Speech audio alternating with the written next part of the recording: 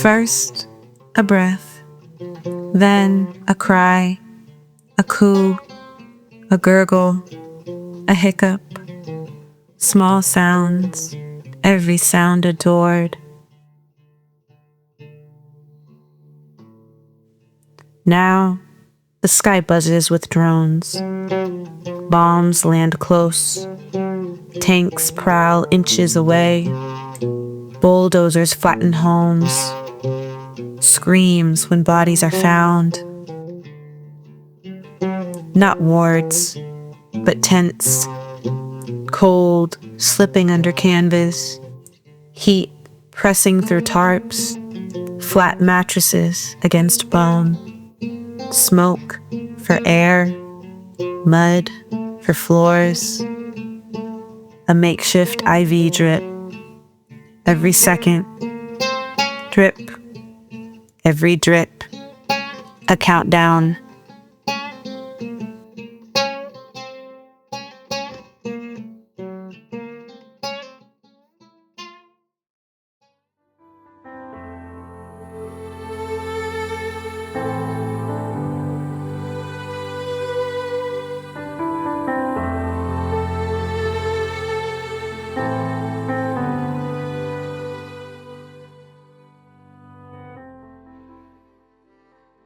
In Gaza, it is the latter. Starving. An act. A decision. Not an accident. Not a byproduct. It is deliberate. Calculated. Engineered. Starvation by design. No, this is not any natural disaster. Not drought. Not hurricane, not tsunami, not earthquake, not plague, not apocalypse. And no, this is not a logistic pretext, not aid gone wrong, not a glitch in the system, not food that vanished into thin air.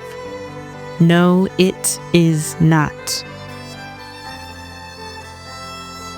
This starvation, schemed, orchestrated, plotted in bunkers, delivered as a death sentence, enforced with bullets, sealed with a blockade.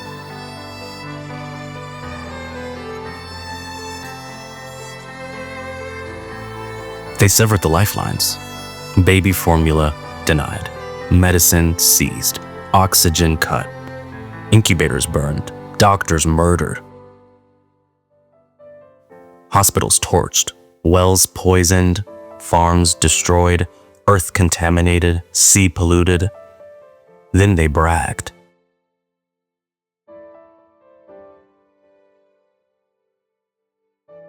I am not a headline. I am not a number. I am not a photograph. This is the body they emptied. No chart shows the ache inside my bones. No video conveys the pounding behind my eyes. No post tells you my skin is so tight it clamps my lungs shut. No poem carries the pain when I move, the gnawing that chews from the inside out. The word starvation is too clean. This is slow execution. Minute by dragging minute, rib by jutting rib, organ by failing organ, breath by breaking breath.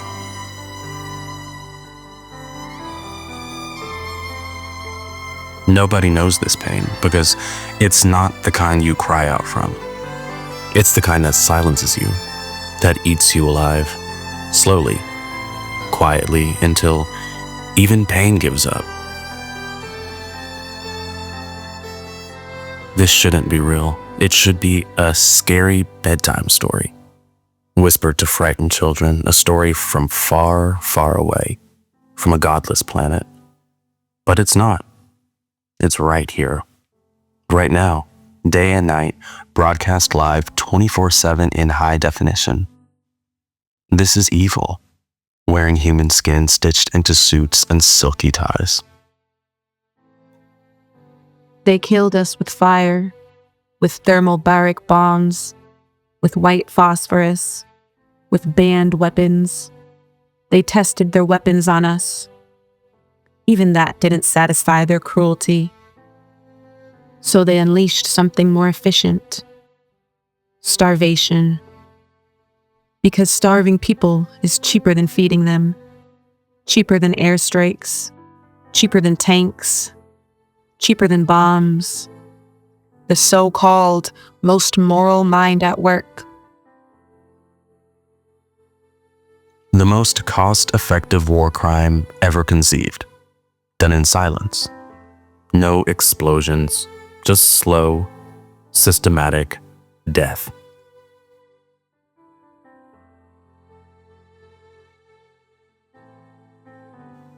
You want to see their handiwork? I'll show you. Look at me. These are my bones. They made sure you could see them. Look at my rib cage. Count the ribs one by one, the way they count our dead. Go ahead, count them.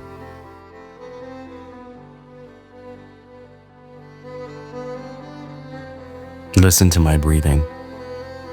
Hear anything? Didn't think so. That's how they planned it. Look at my face. Look at me. Look at what's left of my skin. Paper thin, dry, pale, barely clinging. Touch it. Touch it.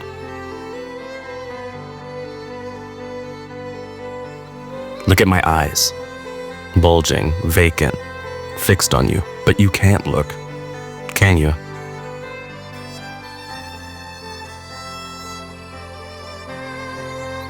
Look at my spine. Count the ridges. Count them. Look at me. I dare you.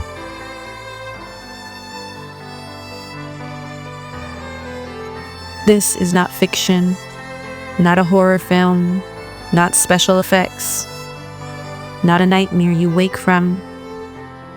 And I never got out. I am still in it. We are all still in it. We live in it. In the dust we inhale, in the sand served instead of rice, in the medicine that exists only as a doctor's touch, in the empty cans of baby formula, stacked like memorials, in the molded bread we stare at but cannot eat, in the polluted water mixed with salt and hope, and the aid that is nothing but illusion. We're not just thin, we're swollen, bloated, bellies full of water, of emptiness, of goodbyes. My mother feeds me water, if she finds any, just to quiet the whisper, I'm hungry.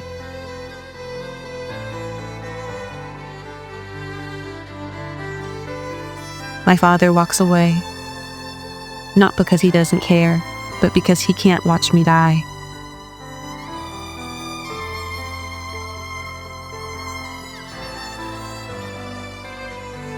But the body knows. It dies anyway. All of us die from starvation, death served by the so-called civilized, and they watch, reveling.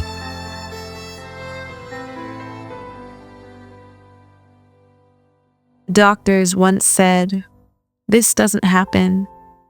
Nobody dies from starvation." They were wrong. Starvation is here. Man-made, born of vengeance, fueled by hatred. It is here, in the premature, in the newborn, in the children, in the mothers and fathers, in the nurses and neighbors, in the reporters who show the world, in the doctors who try to pull them back, in the ones who mix water with water and pray it's enough.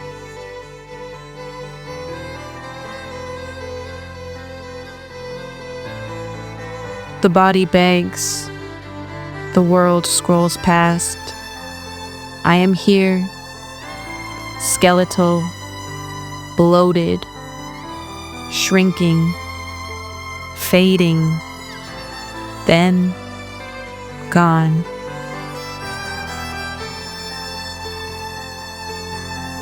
Not from starvation alone, but from your silence, from your ignorance. Because I look different, because I am not white, because I pray differently, because I am not chosen. You watched, you knew, you excused, and still I am looking at you.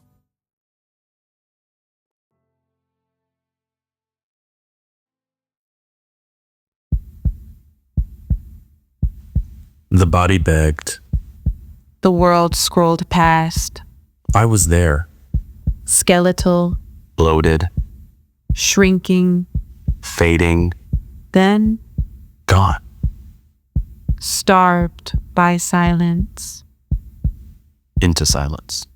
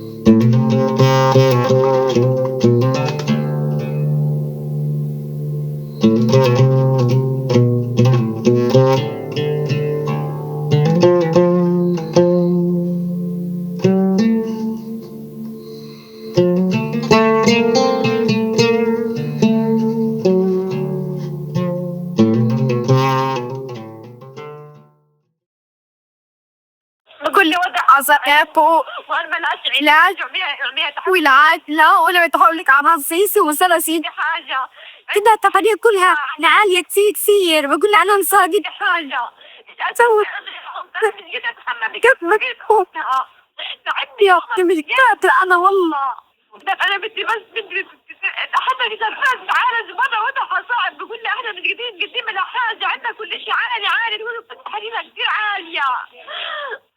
الله يرضى عليك يا عمر أمان يا عمر ساعدني أنا ساعدني يا عمر أمان أنا مش عارفة يمين أروح أشوجه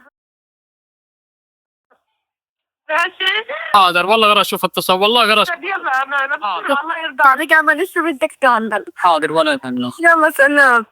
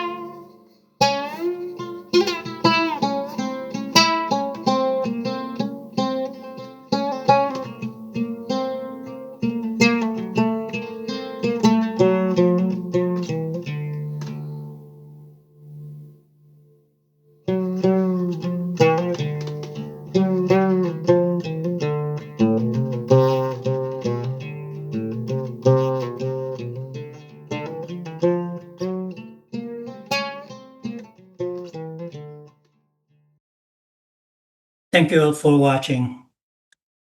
The last voice we heard was Jenna's mother. She was pleading to a journalist. Jenna and Jory were starved to death by the Israeli occupation. No one should ever plead to save their children. No. This was not made for pity, not for charity. It was not a plea, it was a demand. Demand to what was taken from her. No, that voice was and is every parent in Gaza. We shouldn't be here. I shouldn't be here. No one should be here. We should be celebrating birthdays instead of going back to school. We should be rushing to recitals. We should be doing normal things like everybody else. But we are here and will be here until this monster is dismantled, until Palestine is cleansed of this filth of the occupation and breathing freedom. A couple of comments I have on the images that I selected. All of them were selected for a reason. And every single image has in nuance, it has like a backdrop, it has everything that we need to witness, we need to see about these children. Their eyes, they are looking back at us. The title page was a child looking into the horizon, and we didn't know what he's looking at, but his body is covered with dirt, with dust, and there's a patch on his hair that looks like blonde, but I don't think he dyed his hair. He's holding his food container and looking in the horizon, and we didn't know what he's looking at.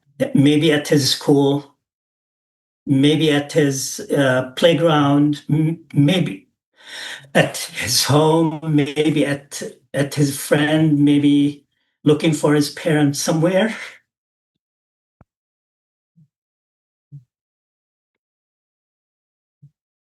One of the images that we saw was graffiti on a concrete wall in Hebrew. It was a bottle of wine and a glass of wine, and it says Happy New Year. And you know what that means for Gazans or for us? It means that this house has been invaded. It means that it has been taken over before. And in one other images that we saw, a sequence image, it was covered because I don't think the mother holding the two children that also starving wanted that to be her backdrop. So cold.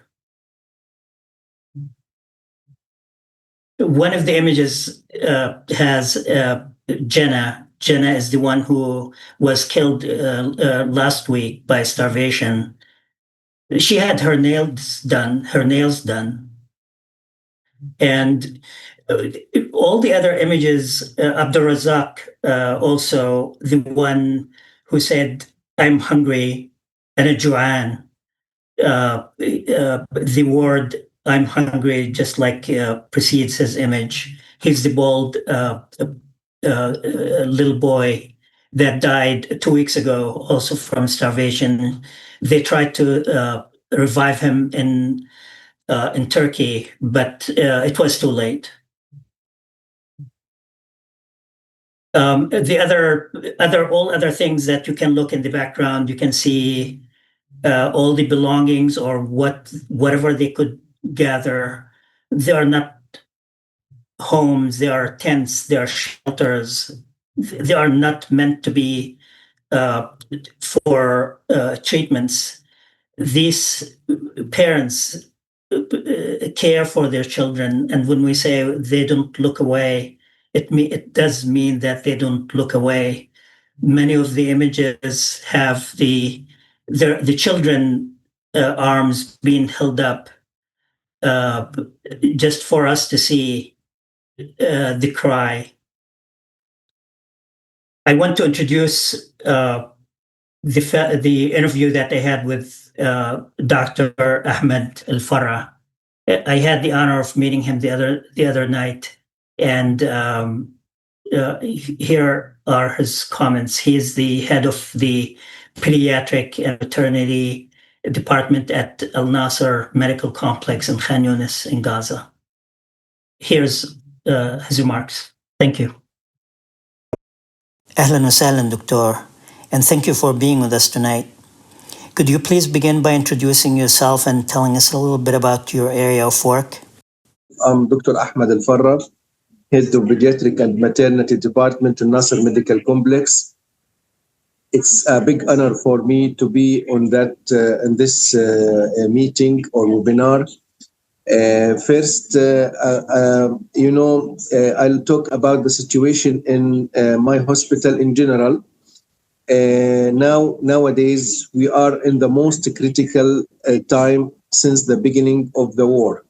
Since 2 years, we didn't face, or we didn't find, or we didn't get that situation or that hard situation like it is now. Why? Because in the beginning of the war, there is something about attacking or targeting or bombing. In the middle of the war, there is also evacuation. There is bombing, there is evacuation, and there is a starvation. So we are talking about a triangle with a triangle of death. Evacuation, if you're not targeted or bombed, you will evacuated. If not killed by both, you can killed by starvation. Nowadays, as you know, that Nasser Medical Complex, the hospital that I'm working in it, and I am head of one of its building, the Tahrir building, is covering 4 hospitals. That means that Rafah hospitals, 2 hospitals, Abu Yusuf al-Najjar was completely destroyed by the occupational forces. Also, Al Emirati hospital was completely destroyed. A European hospital is avoided. So no one can catch or the area right there. So Nasser Medical Complex nowadays is working instead of 4 hospitals. For statistics, Nasser Medical Complex, yesterday, the number of patients in it was 1,300 patients. And this is unusual and horrible number that it is not recorded since the beginning of working of Nasser Medical Complex since nearly 80 years ago. For another example, the pediatric department received 1,000 patients in 24 hours. And this is also unbelievable number because they used to receive just 100. That means that they are dealing with 10 folds than the usual number, like a number multiplied by 10. So this is overcrowdedness. Yesterday, I have the media and we have meeting in the neonatal ICU. It's unbelievable. You can imagine that 4 neonates are put in the open system. The open system is something specialized for 1 neonate just to be treated and to be cannulated or to be blood sampling and then removed to another station. But as there is no places, they put 4 and 5 and 6 neonate in the same open system. And this was yesterday on the media, on the all channels about the crowdiness. We visited also the neonatal friendly room, that it is room outside the neonatal ICU. It's horrible. We saw three women with their neonates. I mean that we are talking about 6 persons. 3 women and the 3 babies are occupying one bed. I asked them, how can you manage that crowdedness? They that we didn't sleep 1 minute all the night because we are unable to close our eyes. We also holding our babies. There is no places for babies. I asked them, what are you doing for oxygen supply? They told me it is more horrible that the source of oxygen, they are doing like a turn. This baby is put on oxygen 15 minutes or 20 minutes. After that, the baby come another baby and take the source of oxygen and another baby and like that.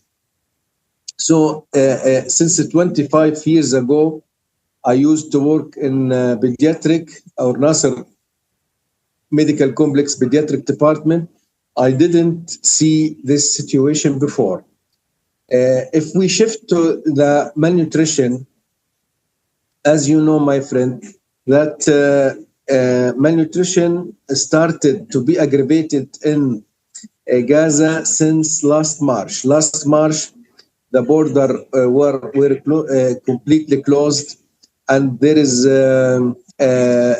broken for the ceasefire, assassinating violence, assassinating for that ceasefire from the occupational forces. Since that time, the border were closed. We didn't see a big difference on March and April because there were some stores in the NGOs, in the families,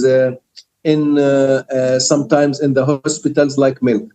But since the beginning of May, the situation was horrible, and we started to see a lot of cases coming by SAM or severe acute malnutrition. I don't want to talk about numbers. I'll talk about the number of OCHA. OCHA is something we are, their numbers are completely correct and are dependent in statistics. They last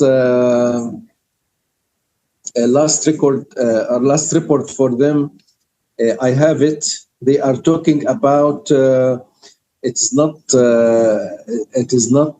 since a long 4 or 5 United Nations Office for the Coordination of Humanitarian Affairs. During July and August 2025 alone, over 28,000 cases of acute malnutrition were diagnosed among children under the age of 5 in Gaza Strip. Our statistics not far away, they are talking about 28,000 cases. We are talking about 30.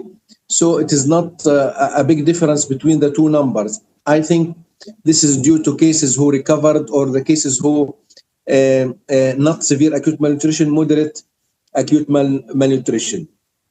They continue, this number exceeds the total case records during the entire first half of the year. Sorry, and they are talking about this is need urgent action from everyone, individuals, institutions, and international organizations.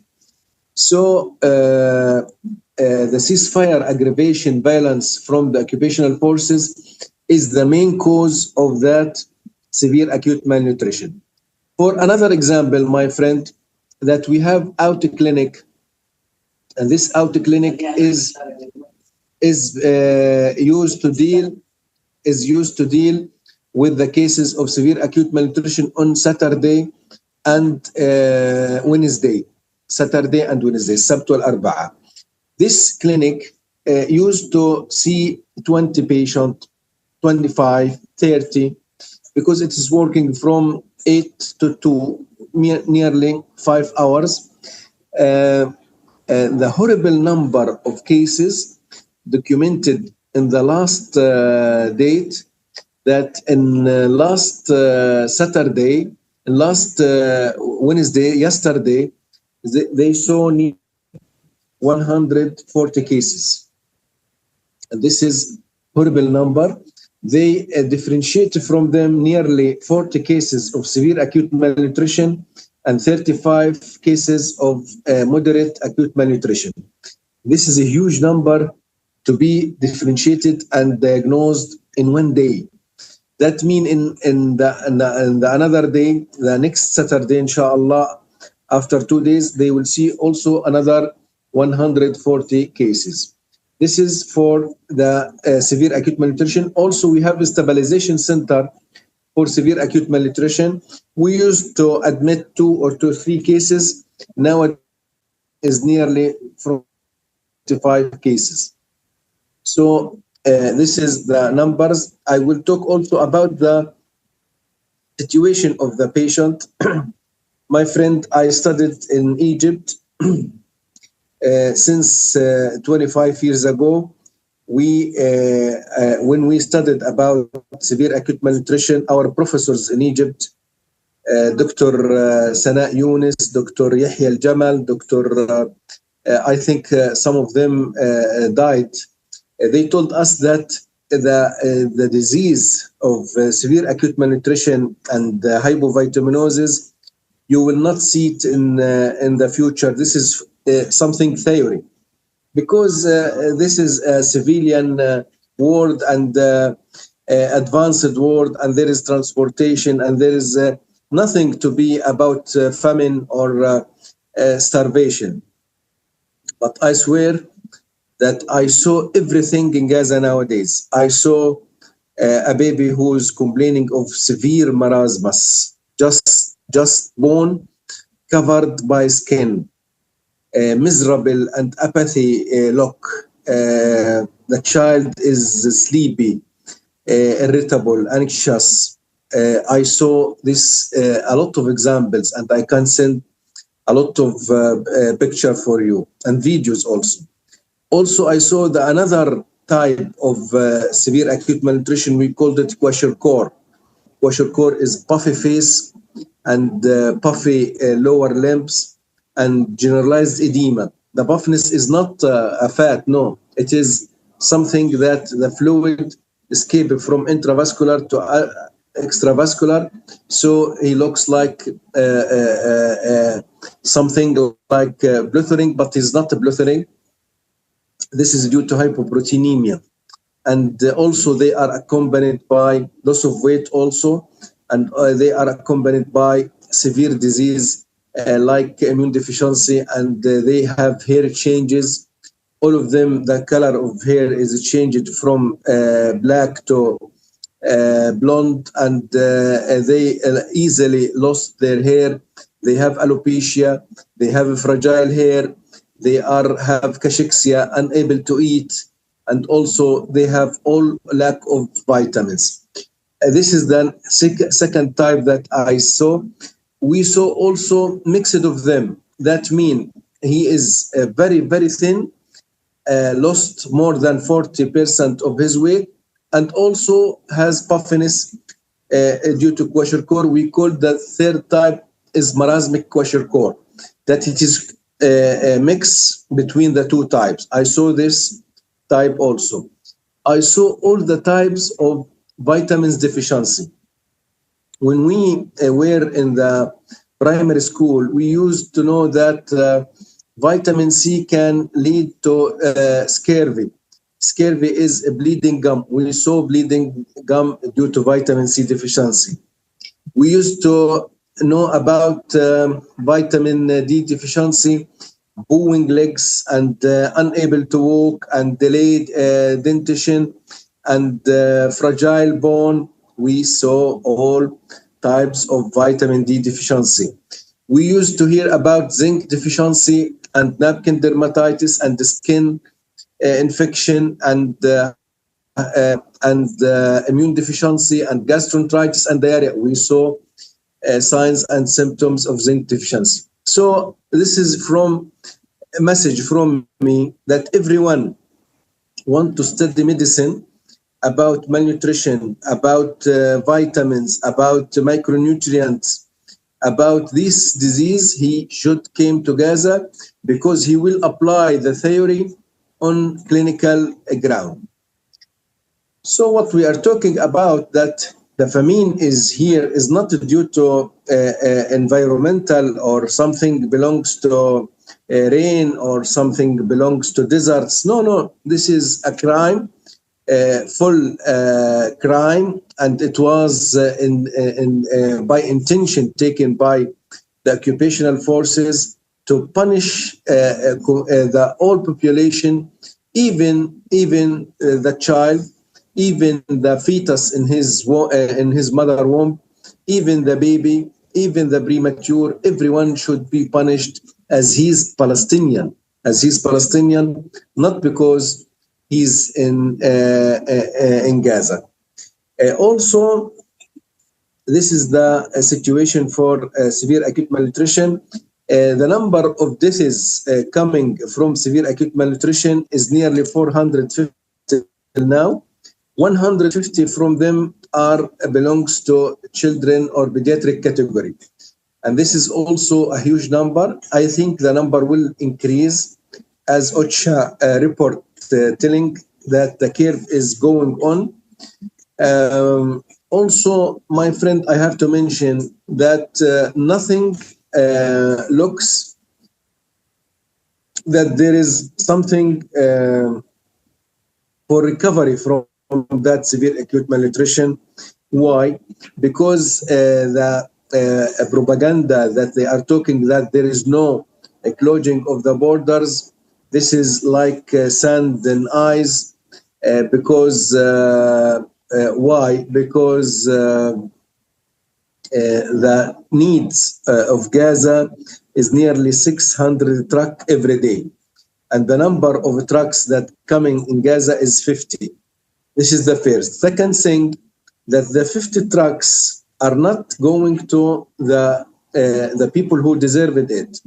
What I mean, that we have used to these aids are coming to get inside Gaza and to go to UNRWA and to go to UNICEF, OCHA, World Kitchen, and be distributed among the people. They have records, they have civilian number for every family, and they can send SMS or message for everyone on his mobile or phone. You have to come on that date, on that time, to take your package, and he go with respectably and take this message. But this will not happen. They used to ask the trucks to go in some area which is very dangerous, and that area couldn't be. I am as a doctor. I am unable to go there. Even my son, I will not send them there because they may be killed by the Israeli forces. And that's what's happening in the distribution aid that belongs to United States, GHF. It is like something like a trapping centers for killing. I saw a lot of cases coming from there who were killed in the upper part of the body, in the eye, in the mouth, in the head. Looks like some sniper is enjoying his work, and he's doing his job as possible to kill and to enjoy killing. So this is the situation. I want to mention the last point, that also the 50 trucks that we are talking about, they are used to make something to get inside, not belong to hygiene or good food or valuable food. They just ask to get something to get inside, like cheese, but it's not a cheese. It's palm oil with some flavors and something to make it like cheese. I want to show you one example for it.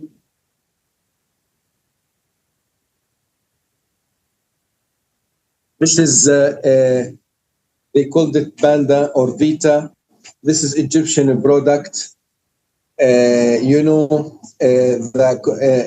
it looks like a cheese, but it's not. It's not a cheese. Vegetable fat, salt acidifier, E575, microbial rennet, preservative, potassium, 25 ppm. It's not belongs to cheese. This is something that example for the things that asked to come inside. هات لي معلبة من المعلبات التحذيرية. Also, أي معلبة. Also, all the food are coming inside Gaza. They used to just in cans, and it is full of preservatives. Only dream nowadays. This is the maximum dream for people in Gaza to get these things. Okay? This is what is available in the food in Gaza.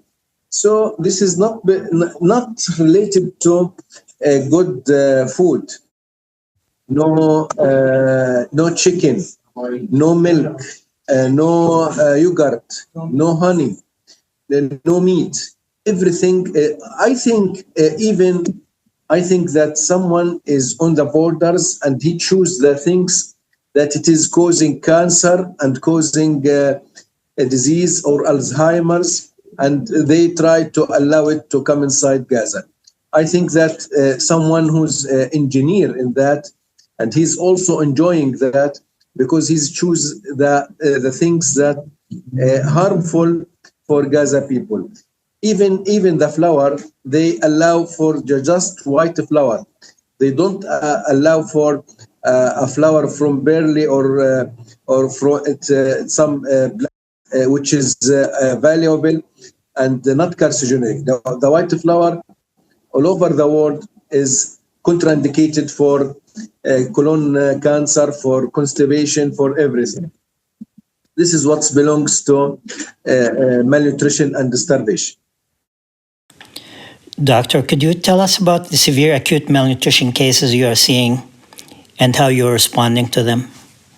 Or severe acute malnutrition patient is one of the most difficult situation to treat. I am always talking about severe acute malnutrition like a dark tunnel. You know that you get inside that tunnel, but you don't know when you will get out, if you or get out or not from that tunnel. And if you get out, by what complication?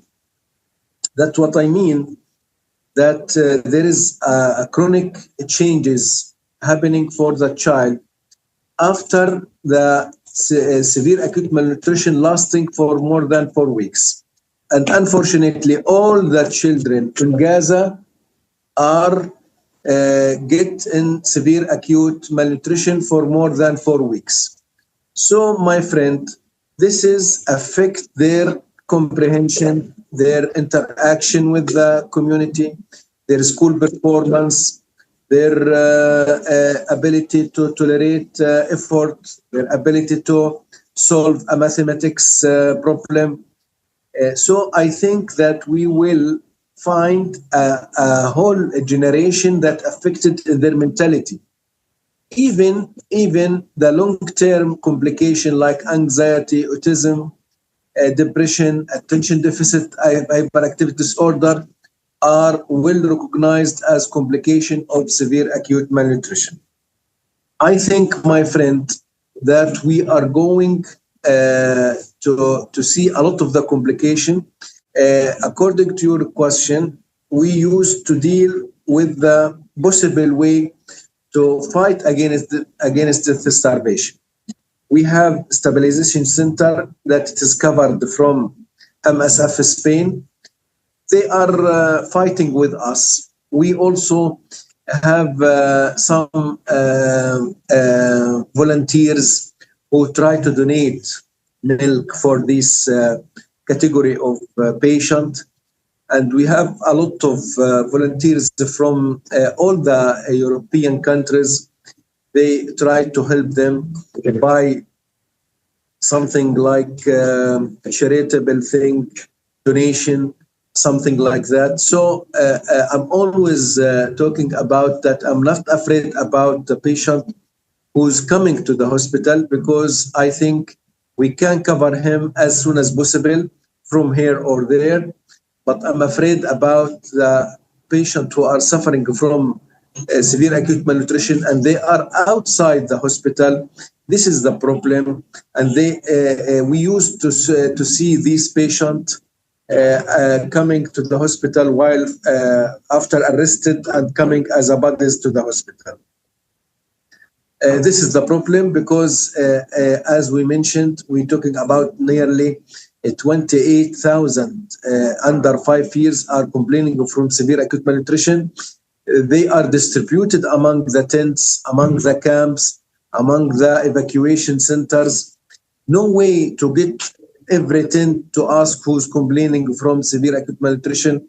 And also the difficulty of the transportation in Gaza nowadays because of the unavailability of fuel sometimes, and the high price to transport from a place to the hospital. This is make the situation is very difficult.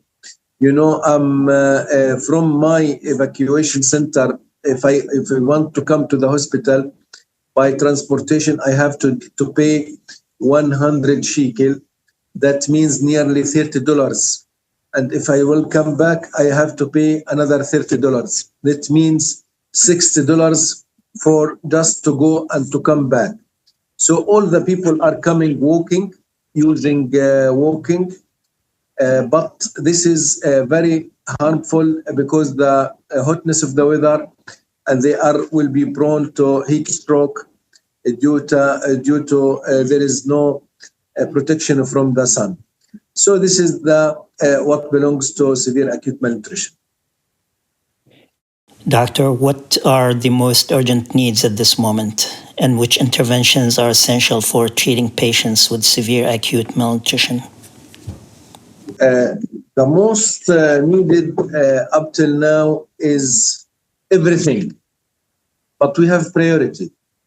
I'm in the hospital now. We have priority for there is no normal saline, no reactate, no glucose 5% half saline. You know, this is very urgent to the hospitals. Also, we have lack of beds. We have created a lot of areas in the hospital, like in the out area, the bus stop area. We create some areas and we have to put beds, and we make some transient tents. We need beds as soon as possible. We need mattresses. We need also some medical supplies like gauze, like sterile gauze, like cannulas, like needles. Also, we need antibiotics because there is lack of antibiotics. We need some urgent drugs like intravenous immunoglobulin. You know, we used to see outbreak of a disease which name is Guillain-Barré syndrome or acute flaccid paralysis in Gaza. We already diagnosed 110 cases, and from them, nearly 10 cases were died due to Guillain-Barré syndrome. These patients need as soon as possible intravenous immunoglobulin or IVIG. This drug also the occupational forces would not allow to get it inside Gaza. Also, we need a constant supply of a fuel system because the electricity on the hospital sometimes is available, sometimes is not. I think we have to make something with the NGOs to connect the hospitals with any source of electricity. It's unbelievable that since the beginning of the war, we are talking about 2 years, the engines are working without stopping, because if they stopped, I think that the incubator will stop, the ventilator will stop, a lot of people will die. Even The engines are they have lack of a check-up periodically. There is some parts of the machine we need it as soon as possible for the engines to continue working. It's unbelievable to talk about without electricity since 2 years ago. Also, in the operation theater, we also need some equipment. We need something belongs to anesthesia, to orthopedic like external and internal fixation, intramedullary screw. We need something for the hemodialysis, some equipments. We need the special formula of milk. So I think the hospital is collapsing more and more, suffering more and more. Even us as doctors and nurses, we are completely exhausted.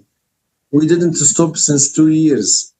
I have contact with my colleagues from America and United Kingdom. I used to study in Syria and in Egypt. They all of them outside. They told me that you have been aging more than 20 years in the last 2 years because of the stress you have, because of the effort, and because of the exhausting that we are talking about in Gaza. One last question, Doctor. If you could send one message to those listening right now, what would it be, and what do you want them to do? My message is very simple. My message for the children, because I'm a pediatrician, that the children of Palestine are not ink on paper. They are human beings created by God. They have the right to educate. They have the right to have a good food. They have the right to drink a good water. They have the right to travel from area to area. They have the right to enjoy their time. They have the right to play. It's unbelievable that a fetus in his mother womb to be punished or to be targeted by attack from here or there. This is the first. Second, the world should be stopped. The double standard theory. What I mean by double standard theory, that they don't have to approve or to stop talking about famine, while some area are they are in critical situation and war like Ukraine. But Ukraine, they don't suffer from famine. They don't suffer from closing the borders. So this is double standard theory is one of the worst action that the world is dealing with the Palestinian people in Gaza. Thank you, Doctor. Thank you for taking the time to be with us tonight. One last thing I need to ask. We know that every case that comes in is unforgettable, but as a parent, are there moments with those children that especially stay with you, cases you carry with you, cases you cannot forget? Actually, my friend, since the beginning of this war, nothing will be forgotten, because every time, everywhere, there is something horrible, and we can't forget as something like on daily basis. On daily basis, we have something which is shocking for us. I have to mention about one accident happened with me since the beginning of the war. After October, we visited we visited the hospital, and we stayed in the hospital because of 24 hours working. While we were there, actually, we tried to stay in the hospital. My family were in Rafah city, and I was contact with them every day by phone. This is on nearly on Monday, 17th of December 2023. While I was sitting in my office, the next room for me, there is a child, a lovely girl who were in that room. She was a lovely girl. Her name is Dunya Abu Muhsin. She's 12 years old. Unfortunately, their family were completely targeted. She lost all her family. She's the only survived. But unfortunately, she has amputated leg. Her picture, I'll send it for you. She's on the bed in the room that next to me. Suddenly at night, we hear some bombing of the building. Later on, we discovered that a bomb of tank penetrated the wall that next to that girl, next to her bed.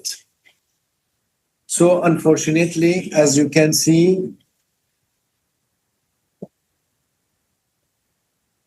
this is the from the other side. This is the tank bomb effect on the wall. Unfortunately, she was completely distracted, and she died due to that bombing. I will never forget this. There is her smile. This is her picture. I used to talk with Dunya, and I asked her many times, "What is your looking for a future?" She told me she wants to be a doctor, and she wants to be orthopedic doctor, and she wants to help the patient to have treat the amputated limbs. This is one of the. I have 1,000 example, but I don't have so time because I have to go to my around in the pediatric department. I will send for you, my friend, all the photos that belongs to Dunya Muhsin and what happened for her, and even the date that happened with her. That one of the I will not forget it. I will not forget it. Even I can see Dunya every time, and what happened for her is a very a shame for the whole world that a girl in the hospital, she was injured, and then the bomb tank is following her in the hospital and killing her. This is documented by everything, documented by journalists, documented by media, documented by everybody, and nothing happened for the criminals who did that. Thank you, my friend. Thank you all for listening. Next up is The Moon Will Rise from the Darkness, Part 2, Poetry for Palestine, moderated by Andrea Saf, Riwa Zinati. Welcome back, Andrea. Thank you so much, Mo, for that very powerful session.